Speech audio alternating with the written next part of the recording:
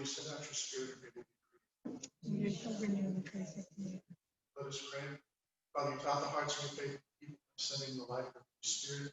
That same Spirit give us right judgment, and joy, and comfort, and guidance. We ask you this in Christ our Lord.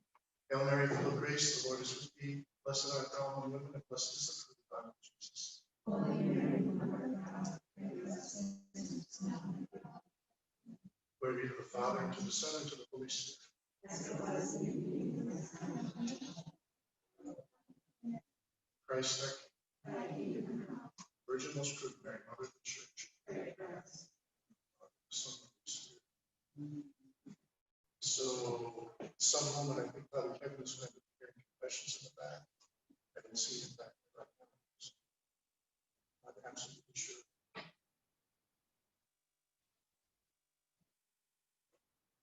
So, this year, the themes of the retreats are oriented towards prayer. And today, what I wanted to do was biggest obstacle to prayer that we have now. You know, the thing that sometimes stops us dead in our tracks. But before that, I wanted to get to a couple of other things. 3 things to remember before we get started on this talk. Number 1, read the Holy Father's encyclical. Don't listen to what other people say about it. They might have agendas, or they might not even be Catholics, or they might be whatever. And so if I'm going to get all worked up because I listen to what somebody else says about it, most of the time I'm going to be wrong. Because here's the thing. Jesus gave us the Holy Father to help us understand what the true teachings of the church are. And so whenever somebody says, well, I'm a great theologian, and the Holy Father is wrong on this, it should be pretty easy for us to say, well, I think maybe you're wrong. Now, there might be things in the encyclical that are hard to understand, just like in St. Paul's letters. You know, it's like so many mistakes in the church are based on St. Paul's letters because of the way he phrases things, and it's hard to understand and so forth. That doesn't mean that St. Paul was wrong in the things that he wrote. But St. Paul keeps insisting, you know, so the works can't help you, works can't help you, works can't help you. We understand that he doesn't mean you shouldn't do charitable works. Because the teaching of the church is that you should. And so it's not that St. Paul is wrong, it's that he's misunderstood. And this is what happens, especially with this Holy Father. Almost every time he comes out with something, there's people marching up and down saying, no, this is, the Holy Father doesn't understand this, or he doesn't understand that, because they start out with the assumption that the Holy Father can make a mistake. And they start out with the assumption that this Holy Father really isn't very Catholic. And if you start out with those assumptions, you're going to end up way off base. What we have to start out with is that, which things the Holy Father says over and over again, is he says, I want to be totally in agreement with the teaching of the church that's been given up until this point. And so if you look at what I teach, and it sounds like it's not in agreement with that, it's because you misunderstand. Anyway, this encyclical is called Fratelli Tutti, which means brothers all. We're all brothers. It is about brotherly love. I mean, how anybody can object to an encyclical on brotherly love, I don't know.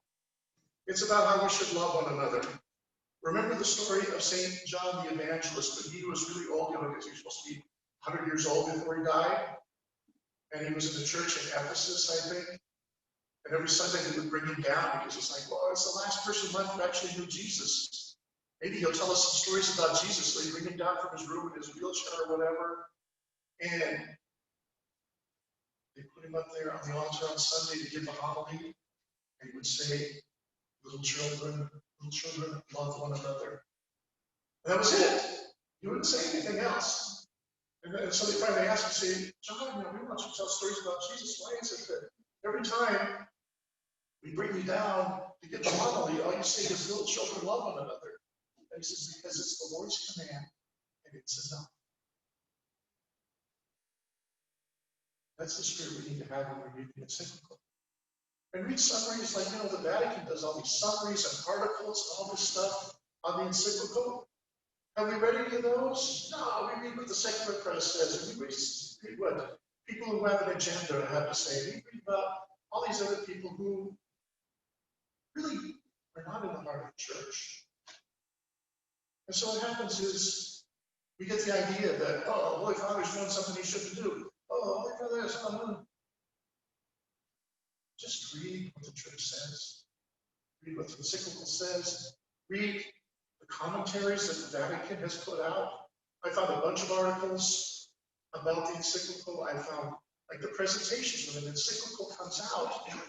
There's a whole series of people who gets up and says, well, I'm an expert in this. And in chapter 3, the encyclical talks about this thing that I'm an expert in. And I think it's good because of this, this, and this. And they tell us why the encyclical is wonderful. Instead of reading a bunch of hotheads who are like, why the encyclical is bad. Anyway, if I could talk about this thing, well, we're supposed to talk about prayer today. Number two, before we start. In less than an hour in Rome, beginning of the beatification of Carlos Acutis begins. How many have heard of Carlo Acutis? Quite a few. This guy is a saint for today. He was a 15-year-old kid who loved the Eucharist and promoted devotion to the Eucharist. He had a website of Eucharistic miracles. He was trying to make pilgrimages to all the sites of Eucharistic miracles. He wrote a book about Eucharistic miracles. He even has like a traveling presentation. I think it's still going around today on Eucharistic miracles. And so he's going to end up being like patron of the internet and things like that. But here's something that's like, if you're wondering like, well, how can I get my kids to be more interested in church? Read about Carlo Acutis. Because there he is being beatified today. There's a 15-year-old kid, he died of leukemia, I guess. But he loved Christ with his whole heart. Did everything he could to help people love the Eucharist more. So, like I say, in less than an hour, 10 a.m. our time, the beatification ceremony will start. And so, in this retreat, we can kind of unite ourselves with that. Because this is a saint for our times. It's wonderful anytime that a new person, like he's only being beatified now, he's not a saint yet, but it looks like he's on his way. He'll be a saint before too long. And then the last thing is, speaking of Eucharistic miracles, I just want to tell you about one that happened in the last month. And that was near my hometown. Maybe you've read, or saw TV or heard about all the fires out west. And, of course, California gets all the news because California is where all the people are. But, my niece in Oregon, air quality was so bad they weren't allowed to go outside of their house. And they said, even just going outside of the house for just a little bit could be damaging to your health because there was so much smoke in the air, where she lived. And then where my mom and my sisters live, back in Montana, they also had some bad fires. And there's one little town called Jordan. And of course, the Catholic Church in Jordan is St. John Baptist, right? He spent all his time in Jordan, right? St. John the Baptist, well, that town was threatened by this terrible fire. There was only 343 people. Wait, I think some news is coming in from someplace. Anyway, so it's only 343 people. And the fire was coming, and it was coming straight towards the town. And one of the ranchers, in order to save the Blessed Sacrament, got the Blessed Sacrament out of the church. But then he took it and drove between the town and the fire. And the fire parted and went around the town and spared the town. It burned up almost everything else in the vicinity. But the town was untouched because somebody brought the Blessed Sacrament out their mountain. A little side note, a little factoid, is that this person who did this was Clayton Phipps, who earlier this year on the Discovery Channel was on a show called Dino Hunters, because on his ranch there's dinosaur bones and he digs them up. So if you want to see the guy who did it, go to the Discovery Channel and watch Dino Hunters. If you don't care about dinosaurs, you don't have to do that, but it's just for me, it was interesting because I watched that elementary and I said, wait, I know this guy. I didn't know him, but he's a Catholic there. And he said, well, I wanted to get the thing out of the church that makes it a church. Because the church got burned down, he didn't want the Blessed Sacrament to be there. So he went there and he knelt down in front of the Blessed Sacrament and said, and then he went and put the Blessed Sacrament between the town and the fire. And maybe he was going to do that anyway. Maybe the fire was going to part anyway. I'm not here to sanctify miracles for you, but I just think it's curious that, I'm sure Carlo Acutis would be interested in that, but in his exposition. Anyway, now, the greatest enemy of prayer today. Too many times, I'm not saying it happens a lot, but too many times, people come to me in spiritual direction and they say, they don't do their meditation very much anymore. I'm like, why is that? Because meditation is such a wonderful thing that you go to the meditation and you might feel discouraged or a little depressed or whatever. And when you come out of the meditation, you always feel joy and the strength to go and say, okay, let's get done. Let's get these things done today that I need to get done. So I was kind of shocked. Why would anybody even say that they don't feel like they get anything out of meditation? And these were people who were really trying. It wasn't people who were just like, being lazy about the meditation. They were really trying. And so it's like, what's the problem? Why is it that they're not getting anything? How could that be? And then little by little, I started to realize it's because they don't have enough silence in their lives. Because they don't have enough silence in their lives, they don't receive the joy and the happiness and the peace that are the normal benefits of prayer. Silence is absolutely necessary in our lives. It's like our culture changes, our technology advances, and we change things without thinking about it. And new things happen, and we just accept them into our lives, and then later we realize, maybe I shouldn't have done that. Maybe that's not good. Maybe I should be dealing with this in a different way. And because of that, one of the big problems has been we don't have enough silence in our lives anymore. Some people don't have any silence in their lives anymore. When I was a kid, you went outside and played. Sometimes you had to play by yourself because there weren't any kids around. And you may be out there doing stuff, but you were in silence. There weren't other kids around. When I was in high school, I ran cross country. And in those days, you didn't have a thing like you could strap on your arm and so you could be listening to something all the time. When you went out to run, the best things we had for playing music were like cassette decks and things like that, and it wasn't really practical to carry one of those things because they're about this big. You couldn't carry those things around when you were running. And so every day when you went out to do your mileage, because you had to do mileage in order to be able to eat well when you got to the race, when you went out to do your mileage, you were basically in silence. And I'm sure like all the people on the swim team the same way. They'd be out there swimming laps. They didn't have anything waterproof they could stick in their ears so that they could listen to music or whatever. So they were in silence when they were swimming. And I think we were better off for it. I think part of my vocation developed because I had those times of silence when I was running. When it was just me and God out there on the road. And I grew closer to him in those moments. Silence is necessary if you want to hear the voice of God.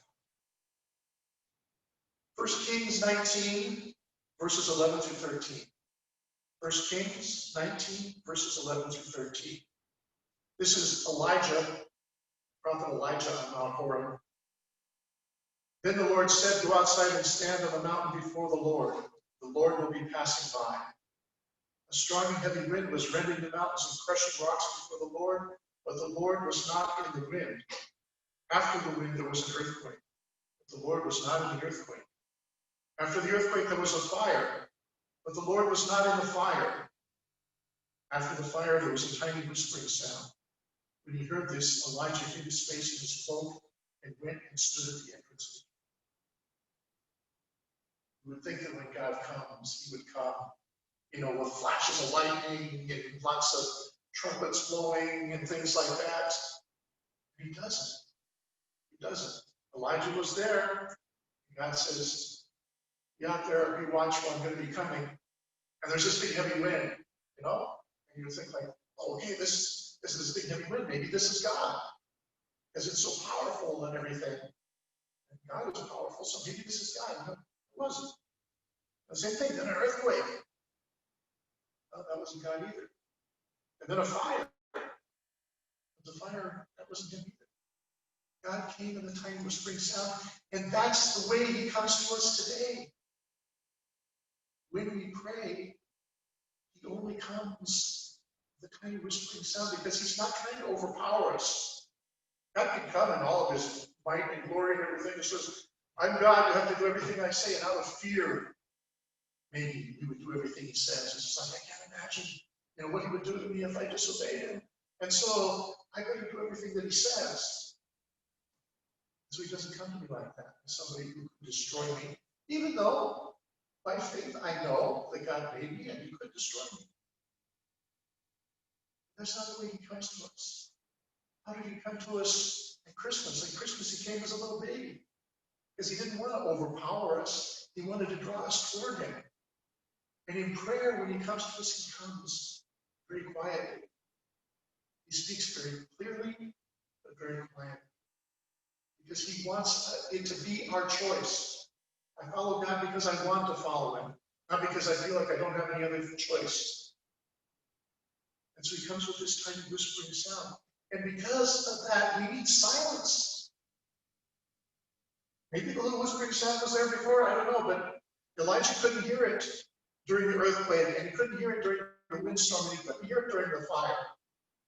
When those things went away and got quiet, maybe he could hear God. And it's the same way with us every time we pray.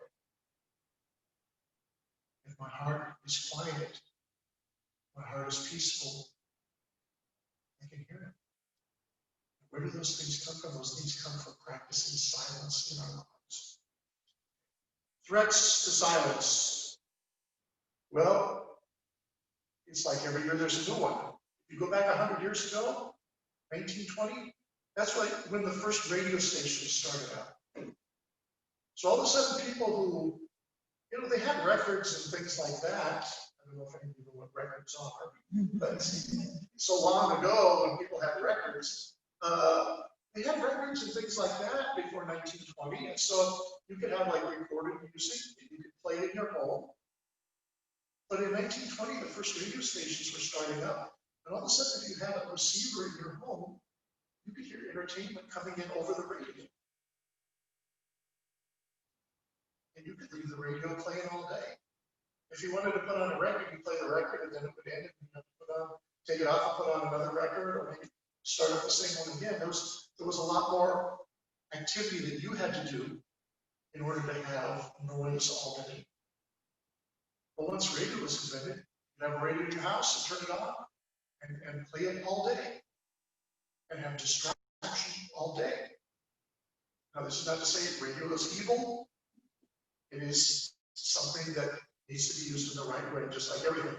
There's fire right here in these candles, and fire is dangerous. It almost destroyed this town, except that the Eucharist saved it. If you use fire in the right way, it's a good thing. If you don't use it in the right way, it's destructive. And it's the same thing with media, things like radio and all the things that followed it. Within a couple decades after radio, then there was television. And television distracts you even more because not only is there a voice to listen to, but now there's an image to look at.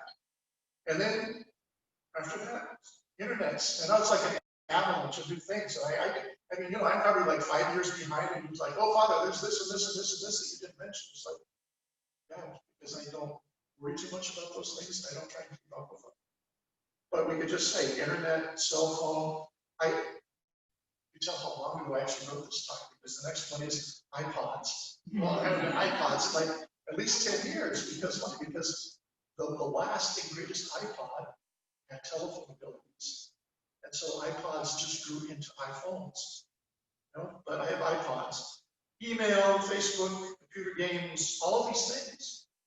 It's so weird that, when I grew up, the idea was you should go outside and play. Now, kids play inside. They just play computer games. And if you talk to them about, why don't you go outside and do something? It's like, well, I'm not an athlete. Because the only people who go outside and play games and stuff like that are athletes because they play football or they play basketball or they run track or they do swimming or something like that. Oh no, the only reason why you would exercise is because you're an athlete. Where for me, it was like my mom knew it was healthy for me not to be sitting in front of the TV. We did actually have TV when I was a kid, just barely, but we did have TV when I was a kid. And, my tendency was I'd like to sit in front of the TV all day if I could. When I was like, go outside and play.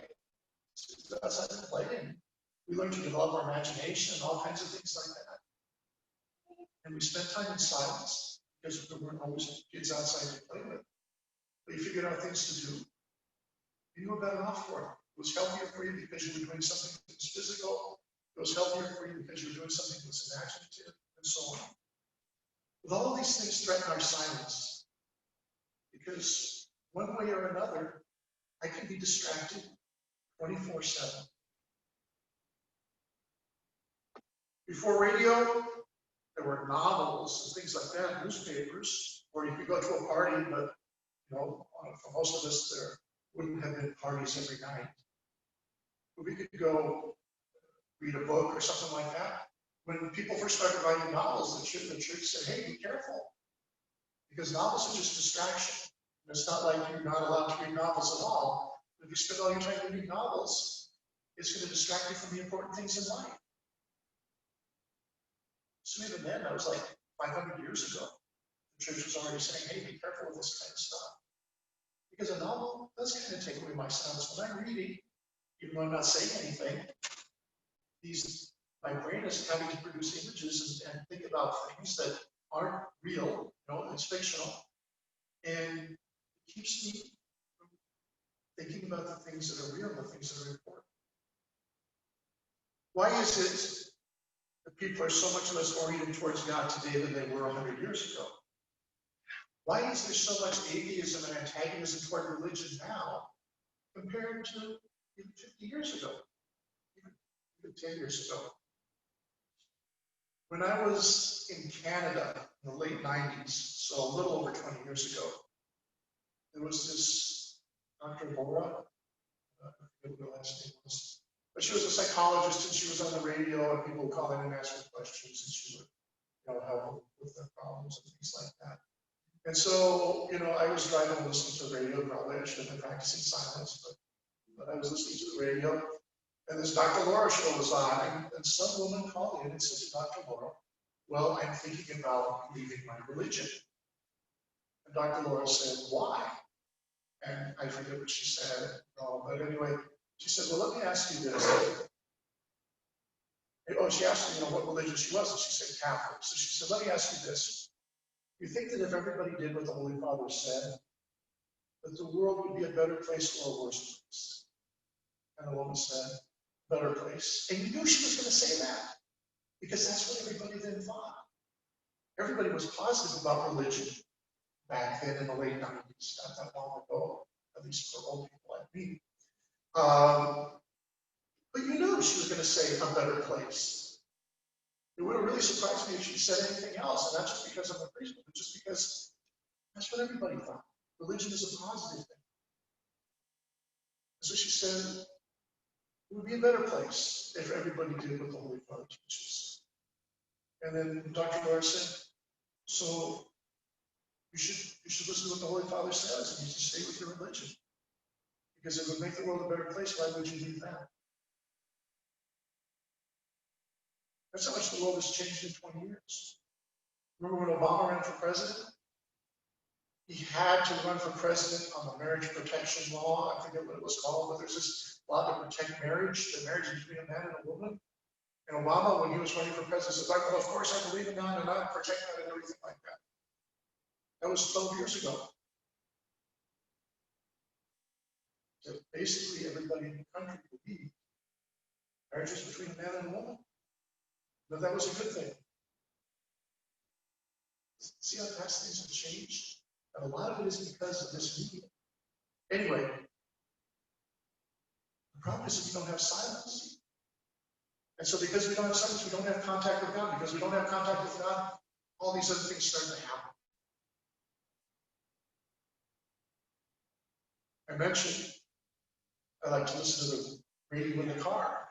That's one of my weaknesses. We all have, like, if I go here and I name off like radio, television, internet, cell phones, email, Facebook, computer games, cell phones, smartphones, smartwatches.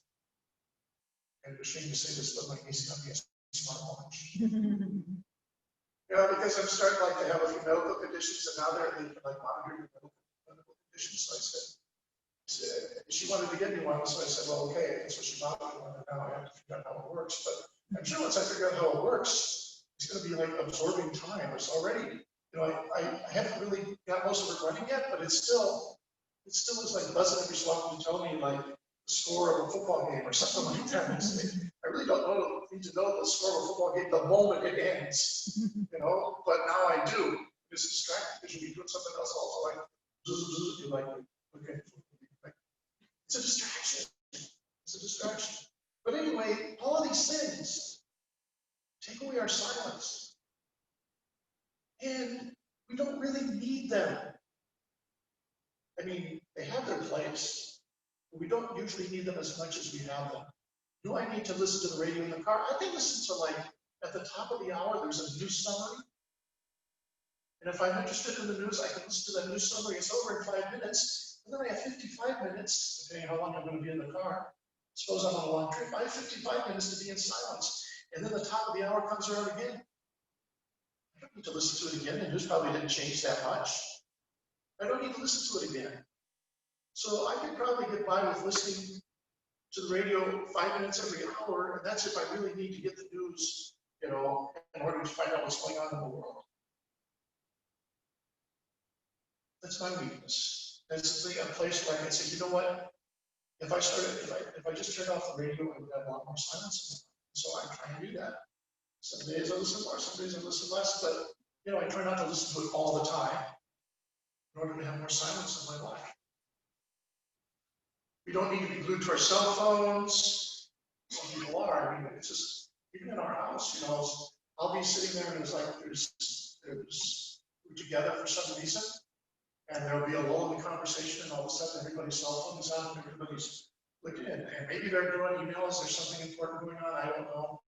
But really, do we really need, every time there is a quiet moment, do we need to pull out our cell phones and look at them? Keep ourselves entertained, or keep ourselves distracted, or whatever. Or can we take advantage of that to have a little bit of silence? Facebook, I don't have Facebook, but apparently some people spend all their time like, oh, I need to take a picture of this and put it up on Facebook, get some likes. Some people, every time they eat a meal, they take a picture of it and put it on Facebook, so their friends on Facebook can see what they're eating right now. But nobody was really that interested in what I ate every meal before. It's like, do I really need to put that on Facebook for everybody to see? I mean, it's not like it's a sin. Still, it's like, really, I really need that. I need to get likes. And then not only that, but then I need to check back every 5 minutes to see if I got any more likes. And I just put that lunch up that I had. It was a peanut butter sandwich. Let's see how many likes I get. It's like, I'm not getting very many likes. I need to change what am I going to have for my next meal so I can get more likes. How often do I check my emails? Some people are glued to their emails, check them all the time.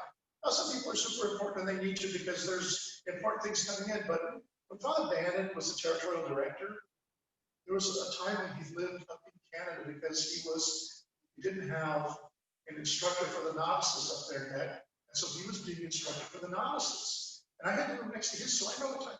He would get up at like 4 o'clock in the morning and do his prayers and everything, and then go to his office and check his emails for half an hour. And then he would lead the meditation for the novices. They would celebrate Mass with them, they would have breakfast with them.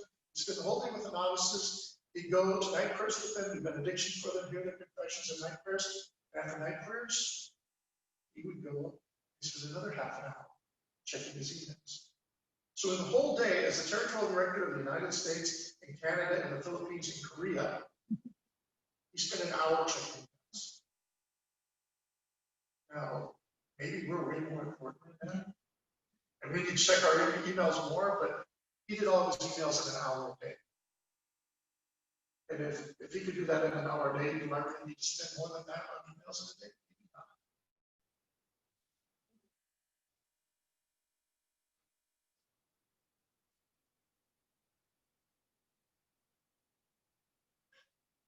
There's all kinds of things that we can be interested in. They're not bad things, Everybody can have hobbies and things like that, but sometimes we go overboard. I think I told you last time, I went overboard on birding. And the 1 year, it was just like, I was in first place, and I was just like, I can stay in first place. It was a distraction. It kept me from praying. But here's the thing, is that we need silence not just when we pray. We need other times of silence as well. Because what happens is, I am constantly feeding my brain information all day long, whether it comes from radio or television, or emails, or Facebook, or the phone, or whatever. I'm feeding it information constantly, and my brain can't work with that. It needs time to process it. Time when there's not things coming in, so we can think about the things that I have learned today and put them in their proper place. And if I don't give it other time to do it, it'll take the first quiet moment that I offer it in order to do it. So what happens is when I go to pray, my brain says, oh, great. There's not information coming in. I can start to process all the information I've received in the last 24 hours almost without stop. And so my brain starts to process that information. And what does that look like?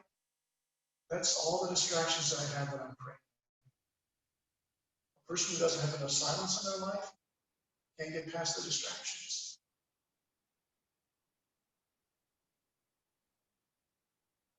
If you're really old like me, you can remember when you had to tune a radio. It wasn't just a button you pushed to jump to the next digital number.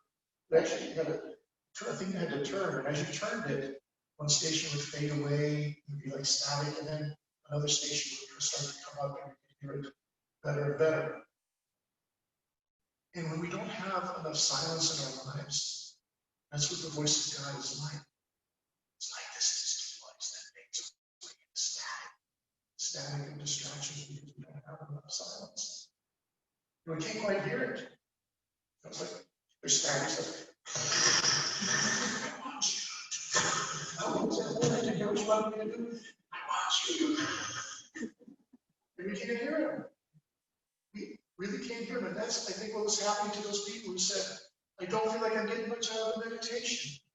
Because they were authentically trying to pray. But because they didn't have enough silence in their life, they could not hear the voice of God. So not only do we need silence while we're praying, we need a certain amount of silence for the rest of our day. I'm not saying there has to be like 18 hours of silence a day and you could, do something else for like 5 minutes of radio or 5 minutes of internet or 5 minutes of whatever. I'm not saying that, but we have to say, well, how much silence do I need in order to be able to pray and pray well? And I need to defend my silence. Because 100 years ago, most people in this country were farmers. And even though there were radios, the radio was in their house. And so they would go out in the fields in the morning and they would be out in the field all day with no entertainment, with no electronic media, out there working in silence all day long. And they had time to think about everything. And I remember, I don't know if it's still like that now, because now they have big air-conditioned tractors with music and everything in them. But I remember the faith of the people who worked out in the country. Members of my family who were still on the farm and things like that when I was growing up. And how deep their faith was, because they had that silence all day, and so they were really deeply in contact with God. And I'm convinced that's why there's so much atheism, because even a person who authentically is trying to be in contact with God, if they don't have enough silence in their life, they try and they can't find him, and they try and they can't find him, and they try and they can't find him, and after a while it's just like, I don't think there's anybody out there. Because they can't find him, even though they're authentically trying. And they don't realize that the problem is not that there's no God. The problem is that they don't have enough silence in their lives because our world is filled with noise. And so we have to defend our silence. And so when Father James gets in the car and wants to turn on the radio, he needs to say, look, is there anything on there you really need to hear? Would it be enough if you just like pay attention and at the top of the hour, turn on the radio for 5 minutes and then turn it off again? So that you have silence and you can process the information that your brain needs to process. So that when it comes time to be in contact with God, you can establish a close, deep, loving contact with God, instead of God being this little voice that you can barely hear. And maybe it gets drowned out entirely sometimes from distractions of all the stuff you're listening to on the radio. So, if we don't do this, if we don't defend silence, then we won't advance in our interior life. And we might get to the point where we think we're wasting our time in prayer. And the fact is, maybe we will be. Maybe we have. But we can change that by fostering silence. This lack of silence, all the noise that comes from all these different forms of media, like I say, it's not that they're evil, but we have to use them in the right way. And part of using them in the right way is knowing when to turn them off and when I really don't need to be listening to them. And if we do that, then our interior lives will probably start to grow and flourish. And we'll be able to establish that relationship with God that we really want. And come out of meditation feeling like, yes, I was really in contact with God, and I feel more joyful now, and I feel stronger now, and I feel ready to go out and do what God wants me to do. I think we all want to feel that way. And so we need to go after this enemy that we all have to deal with, and learn how to tame it so that we can have that in our lives. Father, Son, and Holy Spirit. We give you thanks, Almighty God, for your benefits. Amen. Christ, Thank you. worship most fruit of the church. So don't forget about Blessed Carlo. Still got 15 minutes before his beatification mass starts. It'll be at St. Peter's at starting at 10 o'clock our time. And after that, he will be a blessed.